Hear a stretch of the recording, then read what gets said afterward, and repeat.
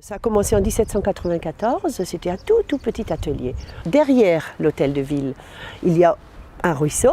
Aujourd'hui on l'appelle le ruisseau des tanneries, ça s'appelait le ruisseau de l'Arche. Cet atelier a été revendu plusieurs fois et c'est le pharmacien qui à l'époque avait son officine là-bas, rue du Général du Verger, qui a racheté cet atelier.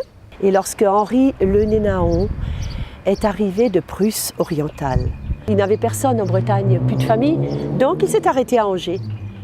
Et là, il a trouvé une place de tanneur. Et monsieur l'aumônier, le pharmacien qui avait besoin d'un ouvrier, l'a débauché. Monsieur l'aumônier, le pharmacien, est décédé et du coup, sa veuve a vendu l'atelier. Alors, Henri a décidé d'acheter la tannerie de monsieur l'aumônier, qui est devenue la tannerie Le Nénaon. Henri et sa femme Henriette, ils avaient un fils, Henri-Louis.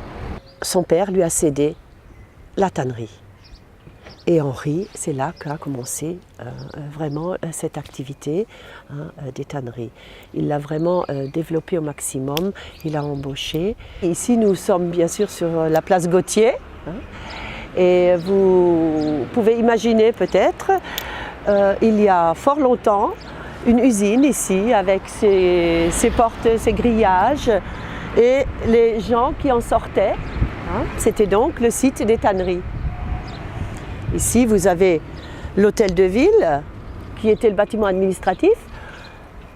Là, nous avons l'association Escale, et ces deux bâtiments étaient autrefois les bains-douches. Au milieu, aujourd'hui, Espace Villa Sipia, créé par Henri Le Nénaon, fondateur des tanneries, qui était donc, il avait fait bâtir pour en faire un espace culturel, salle de théâtre, avec les loges, comme on peut l'imaginer. On avait envie de maintenir ce patrimoine et j'avais quelqu'un avec moi, mon premier adjoint, qui lui aussi était passionné de cette histoire. Et on a dit, c'est ce bâtiment qu'il faut rendre à la commune et aux Séchois.